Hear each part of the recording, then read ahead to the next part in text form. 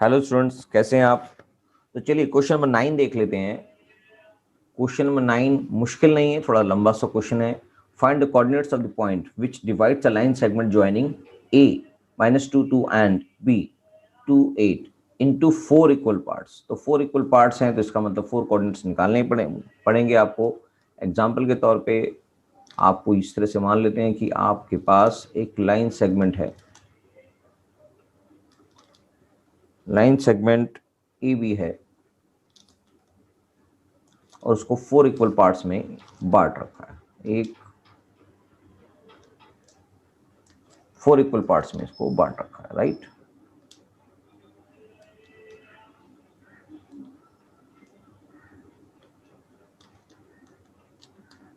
इसका नाम हम दे देते हैं सी डी एंड ई, यानी कि आपको सी डी और ई के पॉइंट्स कोऑर्डिनेट्स निकालने हैं। और ये भी बता रखा है ये इक्वल पार्ट्स हैं, यानी कि 1:1:1:1:1। तो बस आपको समझना ये है कि अगर मेरे को ए सी और सी बी के बीच में रिलेशनशिप करना हो तो ये रेशो बन जाएगी 1:3। क्या ये बात समझ में आ गई है? हाँ, तो इसको हम लिख देते हैं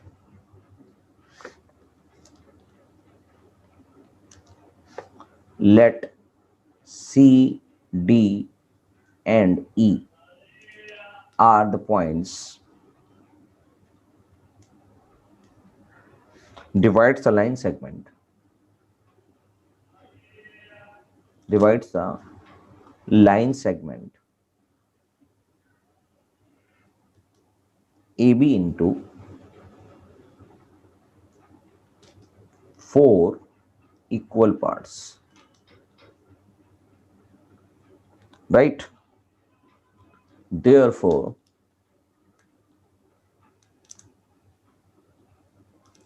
ratio between AB अभी हमने देखा ratio between AC and CB equals to क्या बनेगी सर? वो बनेगी 1:3। क्या ये बात क्लियर है? हाँ सर, क्लियर है। उसके बाद अगर हम डी पॉइंट को देखें तो ratio between AD and DB, AD and DB equals to ये, इसका मतलब इसको हम AD ratio DB equals to 2:2 भी लिख सकते हैं, या इसको 1:1 हो जाएगा। अगर हम दूसरे पॉइंट पे यानी कि E पॉइंट को देखना चाहें, E पॉइंट पे आपके पास अवेलेबिलिटी है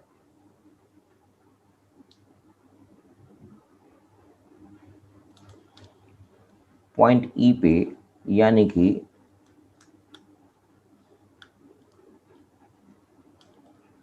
ये रेशियो बन जाएगी आपकी।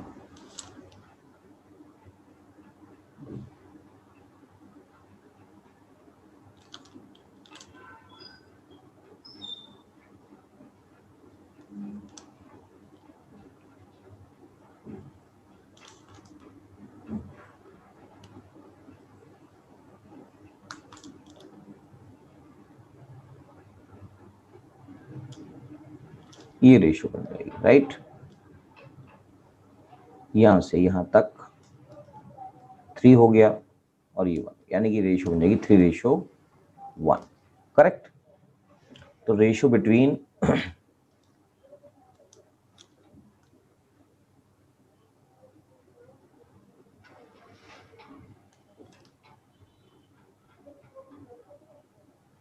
AE ratio EB, that is 3:1, 3:1। बस यही बातें आपको क्लियर होनी चाहिए थी। अब आप खुद भी इसको निकाल सकते हैं। आपको पता लग रहा है कि ये निकालना कोई मुश्किल काम नहीं है। तीनों की रेशियो मिल गई हैं और तीनों पॉइंट के कोऑर्डिनेट्स को आप निकाल लेंगे। तो अगर हम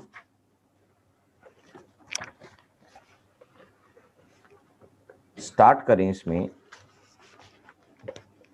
since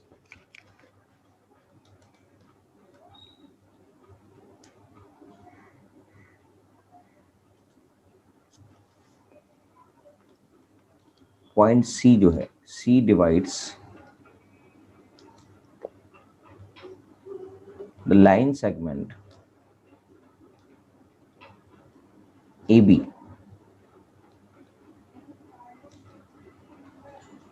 internally in the ratio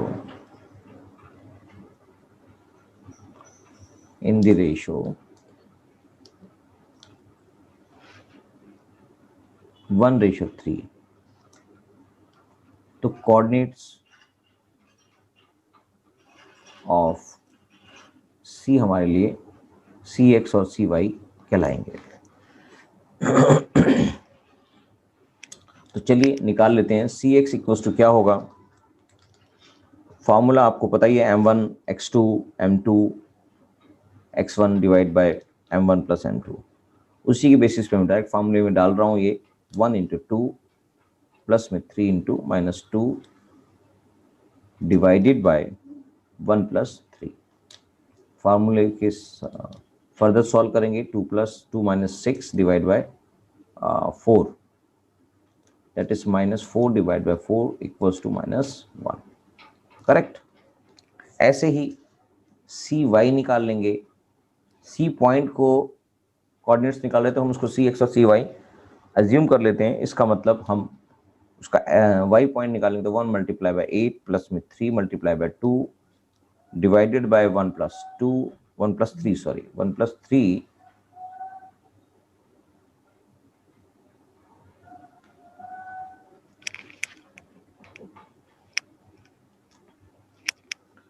further solve करेंगे तो ये आएगा 8 plus 6 divide by 4, that is 14 divide by 4। इसको ठीक कर देते हैं, अभी रब नहीं हो रहा था, 3 राइट, इक्वल्स टू 2 2 जा 2 7 जा, that is 7 by 2। Finally coordinates of C क्या बनेंगे सर, -1 और 7/2। अभी हमने दोनों निकाल लिए। ऐसे ही हम मान लेते हैं अगले पॉइंट के लिए, since D divides AB internally in किस रेशो में देखा था, अच्छा वो मिड पॉइंट है, तो in 1:1, that is mid point. तो इसमें डायरेक्ट मिड पॉइंट का फॉर्मूला निकाल लेते हैं। तो D का जो x पॉइंट है वो आएगा x2 प्लस x1 कर लें या x1 प्लस x2 कर लें, तो भी इसका फॉर्मूले में क्या आएगा, x2 plus x1 divide by 2। इसका मतलब फर्दर सॉल्व करेंगे तो ये आएगा 2 minus 2 divide by 2, that is 0/2, that is 0। Correct. ऐसे ही dy निकाल देते हैं। d का y कोऑर्डिनेट्स है y2 plus y1 divide by 2 equals to 8 plus 2 divide by 2, that is 10/2 equals to 5। Correct. तो d की वैल्यू जो आ गई वो आ गई 0 एंड 5। नेक्स्ट है सिंस पॉइंट E की वैल्यू भी निकालते हैं। Since point E divides AB in ratio 3:1, तो क्या होगा, E का x पॉइंट है वो होगा m1 x2 प्लस में m2 x1 divide by m1 plus m2। तो फर्दर इसको सॉल्व करेंगे, फॉर्मूला नहीं लिख रहा हूँ, आपने लिखना है। 3 मल्टीप्लाई बाय 2 प्लस में 1 multiply by -2 divided bye 3 plus 1। Further solve करेंगे, आएगा 6 minus 2 divide by 4, that is 4/4। Answer is 0। E point का y कोऑर्डिनेट्स निकाल लेते हैं। 3 मल्टीप्लाई बाय 8 प्लस में 1 multiply by 2 divide by 3 plus 1, that is 24 plus में 2 divide by 4 equals to 26 divide by 4, further काट देंगे तो 2 आ गया, 13 आ गया, आंसर इज 13/2। तो ये 0 क्यों लिख दिया यहाँ पर?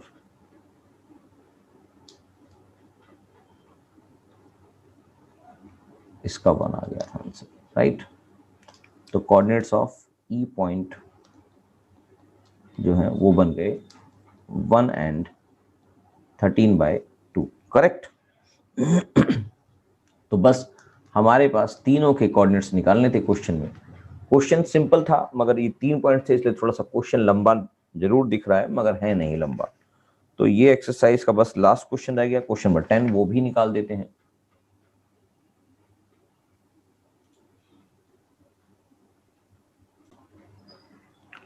क्वेश्चन नंबर 10 देख लेते हैं। Find the area of rhombus if its vertices are 3 0 4 5 -1 4 and -2 -1 taken in order. तो आपको बस एरिया ऑफ रोम्बस निकालना है। एरिया ऑफ रोम्बस वैसे हिंट में दे रखा है, आपको गिवन नहीं होगा पेपर में। तो एरिया ऑफ रोम्बस आप याद रख लें, half into product of its diagonals. तो चलिए इस क्वेश्चन को कर देते हैं।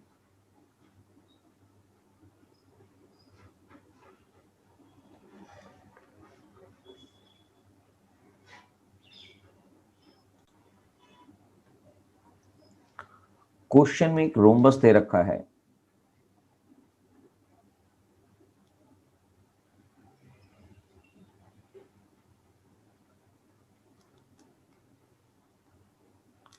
जिसके वर्टिसेस गिवन है इन ऑर्डर 3 0। बी वर्टिसेस की कोऑर्डिनेट्स दे रखे हैं 4 5 और सी वर्टिसेस के हमारे पास कोऑर्डिनेट्स दे रखे हैं -1 4 एंड डी वर्टिसेस के कोऑर्डिनेट्स दे रखे हैं हमारे पास -2 -1, राइट। तो बस अब क्वेश्चन में इसका एरिया निकालना है, तो आपको इसके डायगोनल्स को ज्वाइन करना पड़ेगा।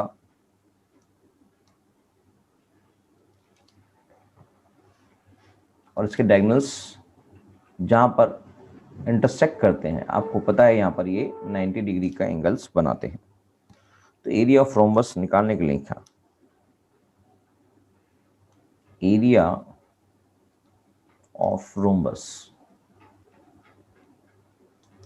ABCD equals to half into product of diagonals, product of diagonals। इसको फर्दर हम चाहें तो इसको लिख देंगे हाफ इंटू डायगोनल्स हमारे हैं AC इंटू DB, राइट। तो बस आपको AC निकालना है और DB निकालना है, और AC और DB निकालने के लिए आपके पास डिस्टेंस फार्मूला है ही। तो using distance formula AC equals to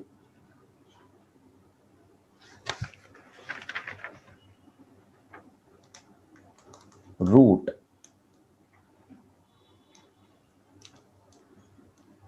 formula याद कर लेंगे, भूल गए होंगे तो मैं लिख देता हूं अब, प्लस में y2 - y1, सर याद आ गया है, स्क्वायर।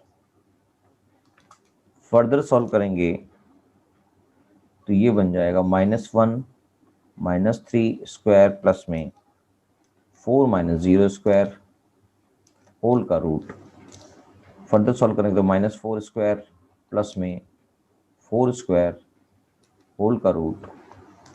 फर्दर सॉल्व करेंगे तो ये आ जाएगा 16 + 16 होल का स्क्वायर, दैट इज √32। और इसको हम लिखना चाहें तो और छोटा लिख सकते हैं, 4√2, राइट। 4 4 जा मल्टीप्लाई बाय 2, तो 4 तो बाहर आ जाएगा और रूट में 2 बच जाएगा। ऐसे ही हम BD भी निकाल लेते हैं, कि हम BD की वैल्यू भी निकाल लेते हैं। BD की वैल्यू हमारे पास आ जाएगी, फॉर्मूला नहीं लिख रहा हूं इसका, और मैंने इसको ऊपर भी मेंशन करके बता दिया था। तो ये आ जाएगा -2 -4, आपको हर बार ये फार्मूला लिखना ही है, करेक्ट।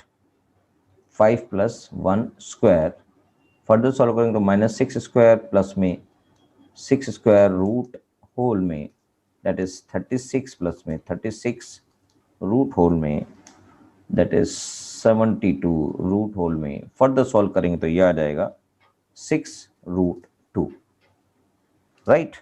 तो एरिया ऑफ, बस निकल गया आपके सामने, एरिया ऑफ रोम्बस ABCD कितना आएगा, half into AC into BD, correct. तो आपके पास हाफ इंटू AC की वैल्यू आपके पास आ गई 4√2 और BD की वैल्यू भी आपने निकाल ली थी, दैट इज 6√2। फर्दर काट देंगे तो बचेगा क्या, बचेगा आपके पास 2, 6, 12 into 2 that is 24, 12 into 2 that is 24। Question में यूनिट नहीं लिखी है तो एरिया निकला है, तो इसका यूनिट स्क्वायर आंसर होगा। क्या मेरी बात समझ में आ गई? हाँ सर समझ में आ गई। तो क्वेश्चन नंबर 10 भी आपका क्लियर हो गया है। एक्सरसाइज कंप्लीट है। अगली एक्सरसाइज करते हैं, फटाफट से करनी है क्योंकि ऑलरेडी इस चैप्टर में इतना टाइम नहीं लगना, सिंपल सा चैप्टर है। तो चलिए नेक्स्ट एक्सरसाइज। Thank you.